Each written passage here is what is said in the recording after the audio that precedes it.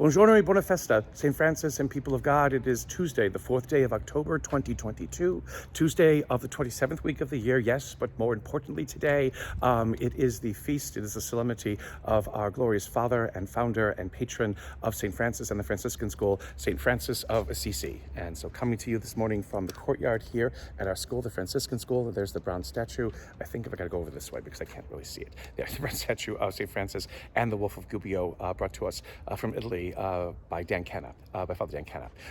And so celebrating this feast day today with very beautiful weather after all the rains and everything else like that kind of happened over these past couple of days.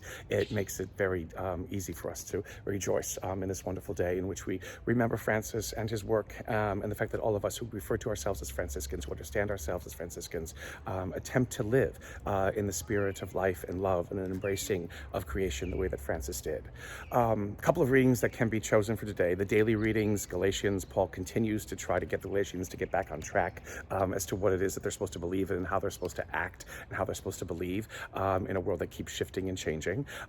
In the gospel for today, Luke recounts the time in which Jesus visits Mary and Martha, and Mary sits at Jesus's feet and Martha's busy making a meal, and Martha gets chided and kind of scolded a bit for not focusing on what's important when Martha goes to Jesus and says, "Can Mary help me?" Because all she's doing is sitting at your feet.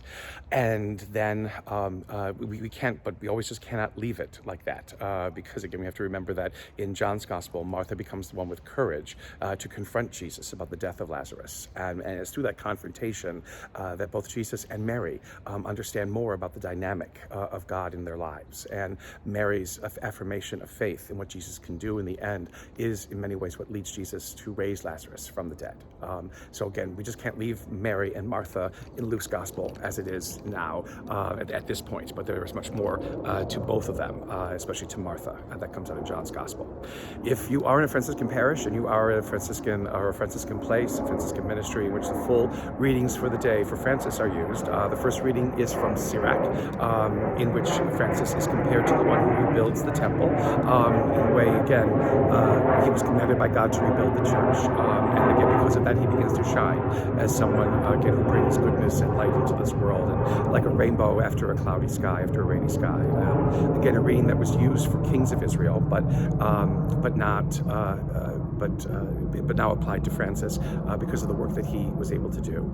The second reading from Galatians, again, is a different reading than the daily reading from Galatians. This one, Paul basically speaks of the only boast he makes is, again, not of himself and what he's able to do, although sometimes Paul boasts a lot, but that the boast should always be about Jesus and himself crucified and risen.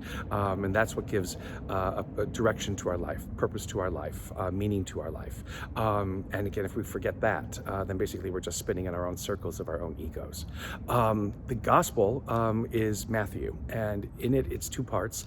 The first one is Jesus saying that those things that are hidden from the wise and the learned, God has revealed to the little ones and to those, again, who are perhaps thought of no account.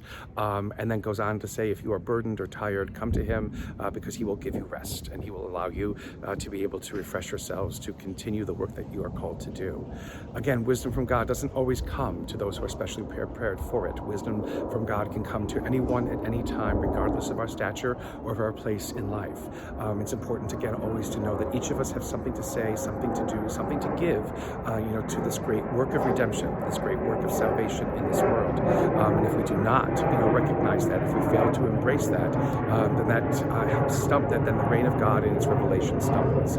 For us to be able to give of ourselves always, in whichever way we can, enables that reign of God to be revealed more and more in our world through what it is that we come to do, in the beauty of the world around us, the beauty of ourselves within it.